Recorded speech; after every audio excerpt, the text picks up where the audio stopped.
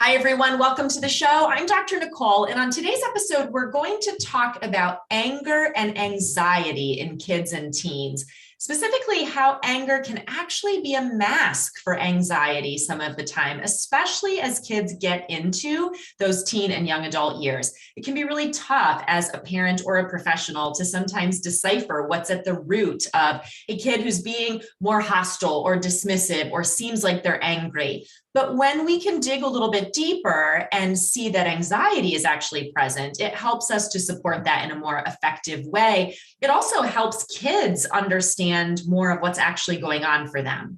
So to explore this with us today, I've invited Kelsey Torgerson Dunn on the show. Let me tell you a bit about her. She's a licensed social worker and the author of When Anxiety Makes You Angry. She specializes in anxiety and anger management therapy for teens and college students and founded her anxiety-focused group practice, Compassionate Counseling St. Louis, in early 2017. She's going to talk with us about this and share with us where we can get her new book on the topic. But let's dive in. Welcome to the show, Kelsey. Thanks so much for having me. I'm excited to talk with you today. So let's start out with your story. You have a very specific focus in your clinical work of this issue of anxiety and anger in older kids and young adults. Tell us how you got interested in doing that kind of work. Yeah, absolutely. So when I was right out of graduate school, I went to Washington University in St. Louis for my master's degree in social work. And then after graduating, I got a job at a behavioral school. And at the behavioral school, it was kids who were not able to be successful in a typical school environment and had a lot of angry, aggressive behaviors. And so for some of those kids, like truly it was an anger issue and a behavioral issue, and we needed to be really behaviorally focused. But for some of those kids, there was an underlying trauma or anxiety issue. And if we weren't treating the anxiety or the trauma, we weren't really seeing, a big change in their behaviors. So that's how I really got into it. And moving forward in other school settings, just so often teachers would tell me, this kid has a conduct issue. This kid is oppositional.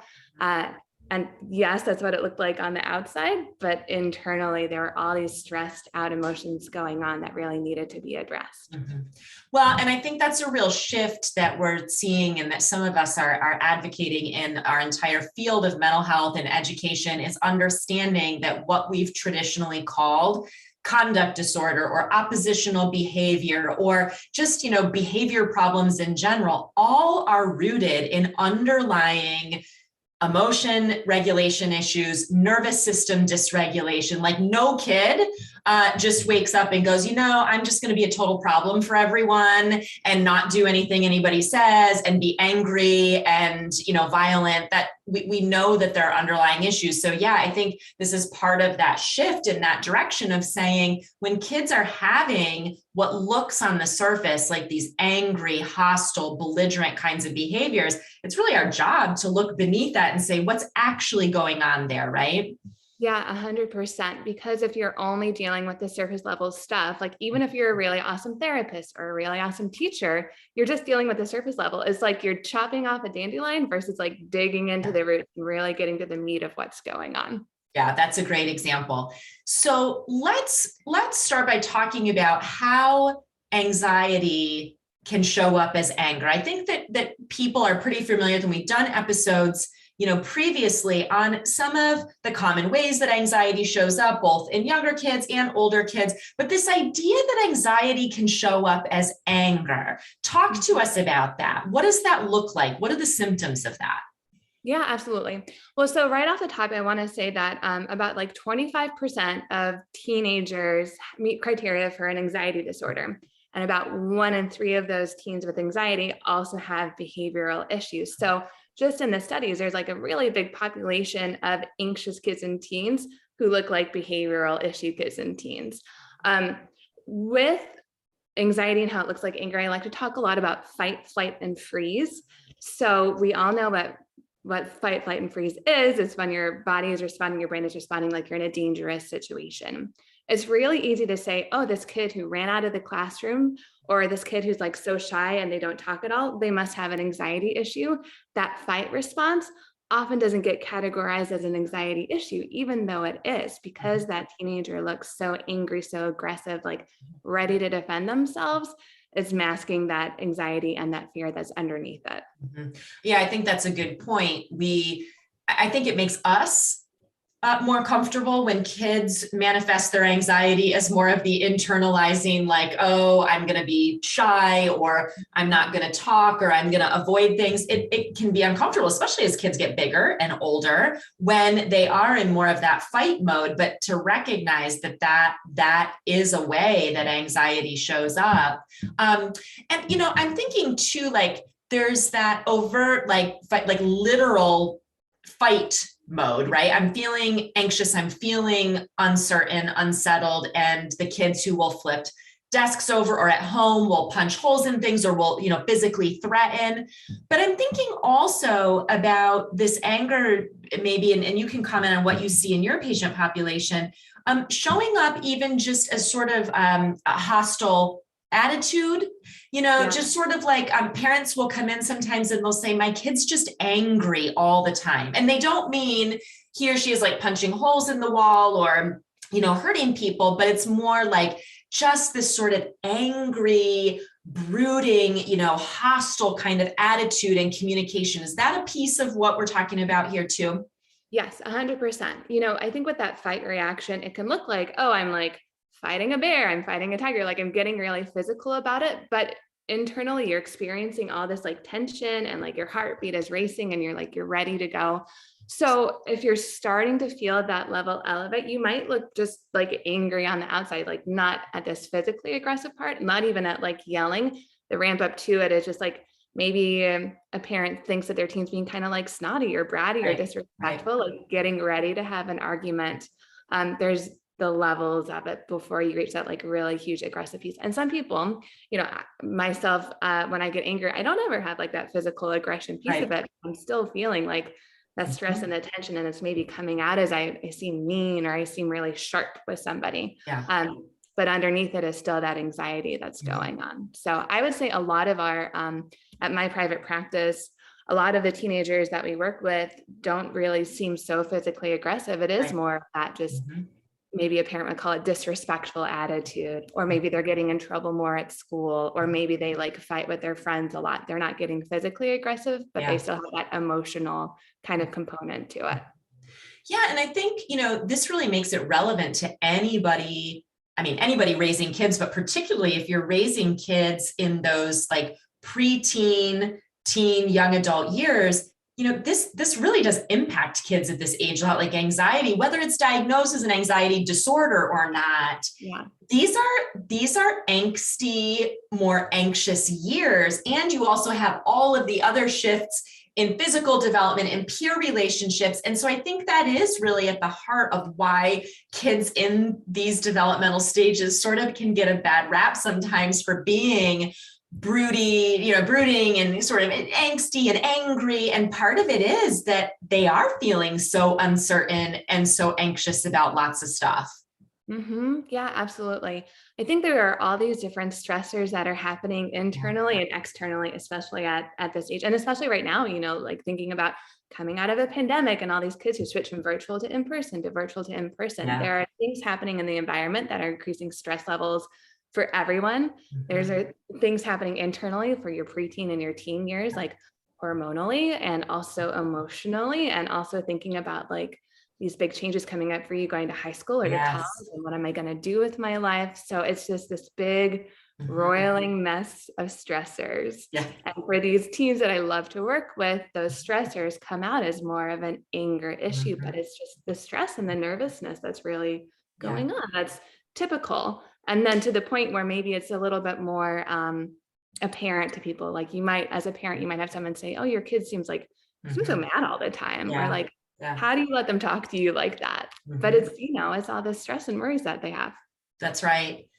But, I'm curious your perspective on why you think anger is such an effective mask for anxiety, right? Because as adults, like in our more mature, regulated brains, like it's one thing to say, well, if you're anxious, just be anxious, like just tell me it's anxiety. But anger actually is a really like common and effective mask for anxiety in kids and adults. I don't think many adults realize how often they use anger as a mask for their own anxiety. What's your perspective on that? Why is it easier for us to be angry than to feel anxious? My hypothesis is that anger can be like a more comfortable emotion to a point because you're on this defensive kind of side of things.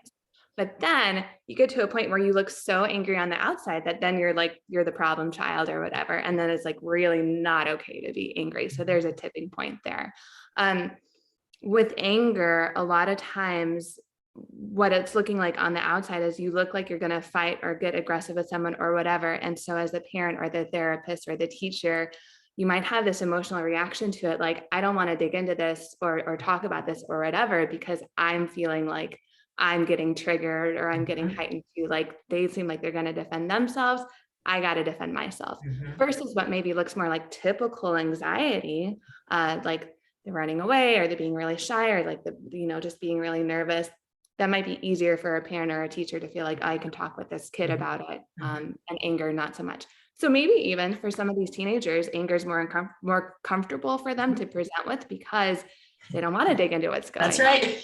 Yeah, Keeps everybody at arm's length, right? It's an effective, avoidance, which I think your point is well taken, that becomes a double-edged sword, because of course, kids may think in the moment, I just want everybody to stay away from me. I don't want to talk about this. I don't want to deal with it. But of course, then when we don't, then they end up feeling alone and, like they don't know what to do and like nobody's helping them. So it is a tricky position for adults, parents in particular, to be in, right? I think this is part of when we live through the pre-adolescent and adolescent years with our kids. It's part of why we get that sense of like, you never really know. It's sort of like that come here, go away stage, that you feel as a parent, where it's like 1 minute, my kid seems to need and want me to come closer and, and communicate and care about them. And then the next minute it's like, nope, get away from me. And it can be tough for parents to navigate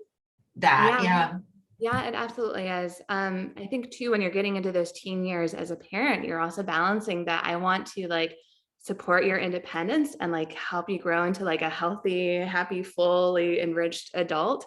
And I also want you to like do your homework and complete your assignments and do well. So figuring out how much do I guide my teenager and how much do I try and like let them figure it out for themselves. And so if you have a teen who is like not just snotty with you sometimes, but like seems mean to you and mean to other people, and maybe is like, having these issues in different settings, it can be really worrying as a parent, because your mind starts to go to, well, if they can't control themselves now, how are they going to control themselves when they're all alone at college? Or, if they're fighting with their teacher, they can't fight with their boss. Like, what is this terrible thing that's going to happen? It can provoke fears for the parents too, for sure.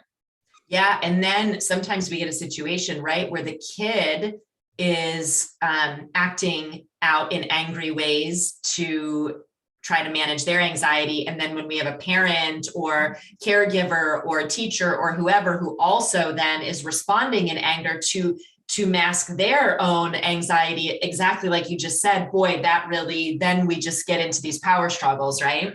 Yeah, absolutely. And it can be really tough to break that. I always tell parents, misery loves company. So if your teenager's feeling really anxious, really stressed, really like the anger's coming out or it's looking like anger, even unintentionally, they're trying to get you to have a strong reaction too. So to break that cycle, you as a parent have to be comfortable saying like, I need to take a step back or I need to take a break and calm down before we can address this problem that's going on, instead of just jumping into the conflict that might keep happening over and over again without the kind of outcome you want to see. Yeah, that's a great point. Let's dive into some strategies around this. I know that you are a fan of using cognitive behavior therapy tools. You've written a book about that. You've developed resources around that. Let's dive into that a bit. Why do you feel like some of the CBT kinds of approaches or tools are so effective for this particular issue of kids acting and feeling angry, but really they've got this underlying anxiety? Why is CBT a good tool to have in the toolbox? Yeah, that's a great question. I think CBT is such a powerful framework to help kids and teens understand, okay, this is what's going on and this is why, and these are the points I can change. So I really love to go through the cognitive triangle with people and talk about, your thoughts are here, your feelings are impacted by your thoughts, and your behavior are impacted by your feelings, and they're all like interwoven together. So you can change what's going on at each point of that triangle. So with your thoughts, like in this situation, what are you telling yourself? Like, what is the first thought that your anxious mind is kind of jumping towards? And what behavior is that leading to? And what emotion is that leading to? So what could we tell ourselves instead? Or what would be a healthier behavior, instead of getting aggressive with somebody, like what if you did a relaxation strategy? Or on the emotional side, like checking in with your levels of emotions in the emotional elevator, which I talk about in my book, where maybe it's really hard to turn things around when you're feeling like a 9 out of 10 anxiety, right? You're so heightened.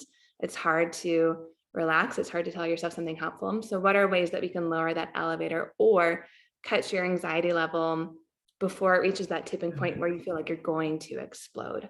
CBT is a great way to kind of like talk about those points, but also to give you some tools in terms of like really figuring out what happened first and what happened next and what is changeable within that. But the book is not just, CBT skills. It's a lot of also like relaxation and like positive thinking and problem solving stuff. I think sometimes, teens who have maybe been in therapy think, well, CBT is hard to do when I'm angry because I'm so overwhelmed. Like I can't stop and think in that moment. So figuring out like, okay, what is my strategy moving forward and how can I practice those skills before I need them so that I'm ready the next time it happens. And it's not the kind of change that's going to happen overnight. It's going to take a lot of practice to start to feel more in charge of your emotions instead of maybe feeling like your emotions are in charge of you. So, with the CBT approach, thinking about, what are my thoughts? What are my feelings? What are my behaviors? That can be a really important starting point for kids, even to help them become aware of those things, right? Like so many kids, and I'll put adults in the mix of that too, but we'll talk about kids for right now, don't even have any idea of the difference between those things. Like I'm sure you see this, but I see it a lot where it's like helping teenagers, young adults, even distinguish between what's a thought that I'm having and what's a feeling, and even getting in touch with the range of feelings and really tapping into so building that awareness of, oh, when this thing happens, like, what am I actually thinking about here? And then what am I feeling? Like that can be such an important starting point, and parents can start to model that, for their kids too, right?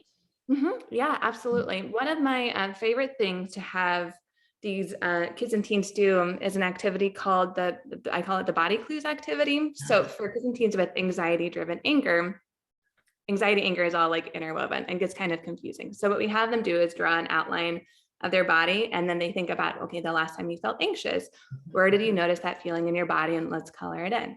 All right, the last time you felt angry, where did you notice those feelings in your body, and let's color those in. And a lot of times these teenagers with anxiety-driven anger, adults too, of course, it's kind of like happening in the same spots. So it gets confusing for your mind to say like, well, when I'm anxious, my stomach feels all funny. And when I'm angry, my stomach feels all tense. So if my stomach has something going on, like what am I feeling right now? And the response I'm going to have is going to happen so quickly. For parents, then the strategy is maybe exploring that with your teen if you can have that conversation with them and sharing like, here's what I notice about my feelings in my body as the adult. Like, what are you noticing and how does it look on the outside?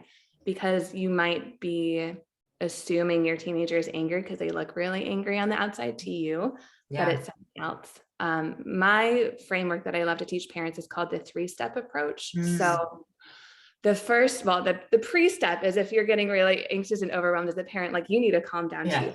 Right. But step 1 is to identify and empathize. So like helping the teen figure out what are they feeling right now, and whatever they're feeling, it's okay. There's no such thing as a bad emotion. I remember when I was working at the behavioral school, I had a situation where one of my clients in the classroom was having this huge meltdown, and I had to be the one alone in the classroom with her to kind of like help her handle it, which was like overwhelming for me. So I told her, you seem really angry right now. You lost recess. I'd be angry. It makes sense to be angry. And she said, I'm not angry. I'm sad because I got in trouble. And I wouldn't have known that if I hadn't started Yeah. with, let's talk about these emotions. Yeah. Step 2 is calming down. So helping your kid calm down, coming up with some relaxation strategies for them. And then step 3 is the game planning. So as a parent, helping the teen strategize, what can you do next time? How can I help you out next time? But not jumping to that problem solving before you've identified the real emotion and before you calm down enough to think clearly. So that's kind of the 3 steps. That's really helpful and clear. And I think the piece about making sure that we are clear about what is going on. You're right. We make a lot of assumptions, especially if the kid is looking angry or hostile or using a tone. We may jump to some conclusions or make some assumptions about how they're feeling, and that might not be accurate. And so I really like your point about let's check in. Let's make sure that we understand what emotions are actually happening for the kid here first. Yeah, absolutely. It's really easy to say, well, every other time they've looked this way, we've gotten into a huge argument. So they must be mad, they must be frustrated or whatever. So really taking that time to calmly explore it and knowing the first time you do it, it might not go so well. You might get the same reaction as always, but using that as a framework moving forward to start figuring out and exploring the depth and the breadth of these emotional experiences that they have. And maybe taking the heat out of the moment a little bit, because you're taking a step back to explore it instead of trying to jump right in and stop something from happening. Mm-hmm. Yeah. And that empathizing, that letting them know that how they're feeling is okay, because some kids, I think, feel angry and defensive because they feel like they're not allowed to feel how they feel, right? It's oh, you're telling me I shouldn't feel this way or that I shouldn't be doing that. And so it's to empathize with that first. And that's very regulating and soothing for the nervous system too. Yeah. Yeah, absolutely. And I think too, feeling angry or feeling anxious, that stress and tension is not comfortable. Mm-hmm. I've never worked with a teenager who's oh yeah, I really love getting in trouble in the time. Oh yeah, I love that I explode and yell at people all the time, right? We don't like what that does to us. So using this, I use a lot of ACT, acceptance and commitment therapy in my practice too. So just not fighting against the emotion, but acknowledging it and sitting with it, that can really help to make things feel less overwhelming, because you're not trying to push it away or to stop it from happening, which is impossible. Mm-hmm. You're just letting it be there in the moment. And that gives your body a chance to kind of regulate too. Mm-hmm. It's not fighting it, but allowing it to happen. Yeah. And I think, for parents who are listening or professionals even, who say, yeah, my kid, when they're worked up like that, they won't hear any of it, they won't do any of this. An effective starting point is for parents to be spotlighting and modeling this themselves, right? What do you say to parents who are listen, my kid goes 0 to 100 instantly. We're not able to have a lot of these conversations in the moment. What are some of the things that you encourage them to do? Because I think that the inclination on a lot of parents' part is to just give up and say, well, this doesn't work. These tools don't work. My kid's the exception. But we just need to find a back door, right? So what are some of the things that you talk to parents about or encourage them to do to sort of ease into this? Yeah, for sure. Well, so the first thing I would say is ask yourself, how long has this been a problem for you and your child? Mm-hmm. It's probably been going on for a long time. You can't expect to try a strategy a couple of times and make a big change, right? Change takes time. We get these connections in our brain where this stimulus leads to this response and that gets strengthened. So every time my kid looks this way, I respond this way, and then we fight. We're used to that pattern. Breaking that pattern and choosing something else is going to take a lot of time. So be patient with yourself and be patient with your teen and figure out what are 1 or 2 things that I want to start doing that I can do on a regular basis. A lot of times too, as parents, and I'm a parent of a toddler, which is totally different than a teenager, but I notice myself getting angry and anxious and overwhelmed with her sometimes when she's not following directions. My big job as a parent is to stay calm and in control of myself in that situation. So as a parent, figuring out how are ways that I can kind of attune to my own anxiety or anger that's coming up for me, What can I do to regulate myself so that at least I'm taking that piece out of this puzzle, right? I'm removing myself as one of the stimulus as best as I can. And then also, if you're experiencing the struggle with your teen, you're trying a lot of things out, you're not seeing as much of a change as you want to, or it feels like you're still stuck. I always encourage parents to look into counseling for themselves potentially, but also for their teenager. And we do individual therapy mostly at Compassionate Counseling St. Louis. So we'll do a parent check-in, but it's mostly the teen working on themselves individually. That's really important, because even if I'm saying the same thing that you're saying as the parent, I'm a different person, right? I'm their therapist. So it's being heard and understood in a different way. So definitely, if you're trying things and it's not making as much progress as you want it to make, bring in someone else to help out with it. So true. I can say that just from personal experience. My 4 kids are teenagers and young adults now, and I do this for a living. And them hearing it from someone else is often a much more, powerful shift for them than hearing it from mom, right? Because I'm their mom. Of course, I don't know anything about any of this. So I think that that's a really good point. I'm thinking too, one of the things that I have found helpful both in my own life with my kids as well as in my work with families is when we, as a parent, notice for ourselves that maybe there's been a situation that's come up where we have said something in an angry way or acted out, done something with anger. But really what was going on is we were feeling anxious or uncertain or stressed. I think that circling back around and talking with our kids about that can be really helpful for helping them to understand how this happens for them, to say, oh gosh, I was thinking about that situation that happened earlier today, and I realized I really was kind of angry in my tone with you, and I didn't have much patience, and I just, I really kind of snapped, and I realized that actually I was feeling really stressed and anxious about this big presentation at work. I had a lot going on today, and so I acted out in an angry way towards you, but really it was because I was feeling, nervous or overwhelmed or whatever. I think that when we talk about our own stuff like that with our kids, especially if it's an experience they've had with us, that's a very powerful tool, not only for repairing our relationship with them, but for helping them then to get in touch with that for themselves in a way that isn't focused on them. It takes the pressure off of this is about you, right? It's no, I'm actually talking about myself right now. But kids, once they get past the age of 8 or 10, they're able to connect the dots and realize that, that could be relevant for them too. So I have found that can be a powerful tool.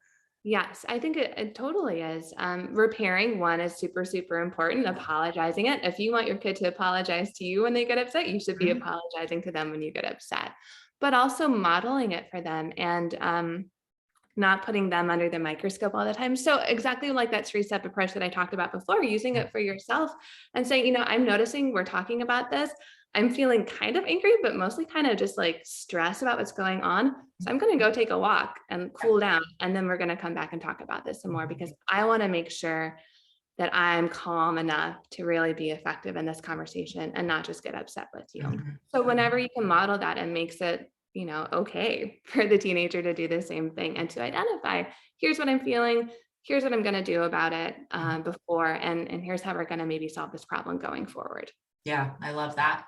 What's coming to mind, I'm thinking about kids that I've, worked with where perfectionism is an issue for them. And, I think about perfectionism as being sort of in that broad category of anxiety, right? Fear of making mistakes, fear of not being perfect. But I've encountered some kids who really can be pretty well regulated. They're usually very high achievers. They're the sort of type A, straight A student. They do the extracurriculars, but they can have this really sort of sudden snap, angry side to them that very often it's just the parents who see that. But I've had them come in, for treatment around that, and parents will say, nobody would guess that my kid snaps and gets angry like this. And I think that a lot of times that does have its root in this idea that I have to be perfect, that perfectionism. Anger can be a close relative to that too. I'm curious if you see that in your practice at all. Oh yes, we see it a lot in our practice. It's like there's this tension, right? Like I have to do this and be the best that I can be. And any small thing that doesn't go according to that plan, or any small stressor that I hadn't expected, like I'm totally off track and I feel really overwhelmed by that. And that overwhelm might come out as like snapping at somebody, snapping at a safe person, even like I can show this to my mom and dad. I'm not going to ever show it to anybody else. But yeah, they're very, very closely entwined. So it all comes back to that regulation piece. And if you don't have, like, if we talk about the window of tolerance a lot. So, there's the side at the top where it's anxious and angry, and the side at the bottom where it's like depression and sad. And for some of these teenagers with a lot of anxiety, they have a really small window of tolerance. Like there are only so many stressors that they can experience before they're going to explode. The way that we make that window of tolerance bigger is we practice coping skills. We maybe go to therapy, we maybe do CBT or acceptance and commitment therapy or whatever. We build up our skills so that we can regulate and handle more things. For those kids with perfectionism and anxiety, they're experiencing the exact same thing as those teens with anxiety-driven anger. Yeah. And I would also say a lot of times if you're anxious and you're worried about what's going to happen, you have like this over control, right? Like if I can control the situation to the best of my ability, I'm not going to have to explode, but that's not true. Control is just an illusion. We're not in control of all these different things or the world around us all the time. And so it can be really overwhelming when you get that A-, or when you don't get the lead in the school play or whatever. And it might not always look like anger in every situation, but it's still like anxiety, overwhelming, and something we need to learn how to identify and treat and deal with. Perfectionism also means that a lot of times teens can look so good on the outside that they're not getting the mental health help that they need. Yep. That's a great point. And, as you're talking about this, it's occurring to me, we had touched on earlier, just our hypotheses about why it's easier to feel angry than it is to feel anxious, or to express, being angry instead of anxious. I think, as you're talking through some of these examples, it occurs to me that really in our society, anger is more socially acceptable than anxiety, right? It's a less vulnerable thing to be, especially I think if you are a teen boy, if you are a young adult male, right? It is absolutely more socially acceptable to present as angry or sort of bitter or hostile or aggressive or, whatever, than it is to admit to feeling scared, fearful, nervous, any of those things. And so I think that, that probably plays a role in all this as well. Yeah, I definitely think so. Like, what is culturally acceptable for us? And for girls too, on the other side of things, it's not so acceptable to be like really aggressive and angry all the time.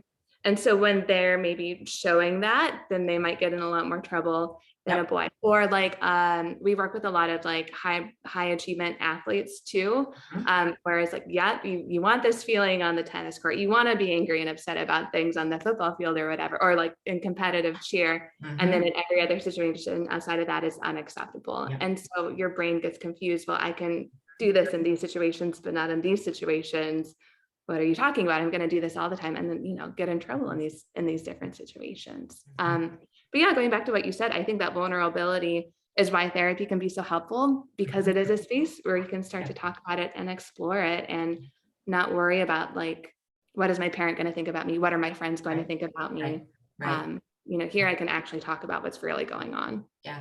And I think that's also why it's important for us as parents and other adults in kids' lives to be modeling that out loud to them ourselves, because that takes the stigma, and away from it. If I'm willing to say, boy, here's how I'm feeling, and this is happening for me. And I think for boys, particularly to hear that from men, whether that's a father or a father figure in their life, or a male teacher or a male therapist, or somebody to be modeling that for them, that, hey, yeah, these are feelings that we have.